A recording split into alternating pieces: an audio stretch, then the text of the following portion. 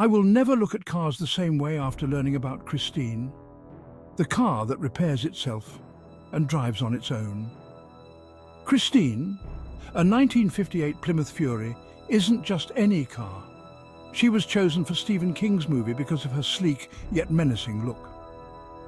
But Christine isn't just a collector's dream. She's a nightmare on wheels. This car, possessed by a malevolent force, can repair herself after any damage and drive herself. Through groundbreaking special effects, Christine's scenes of rejuvenation left audiences horrified and amazed. And those scenes where she drives while engulfed in flames, pure movie magic. A staggering 24 cars were used during the filming, each one meeting a gruesome end. Today, only a few remain, hidden away like haunted artifacts. As Halloween approaches, remember, Christine may just be waiting for her next victim, and she's very protective of her owner.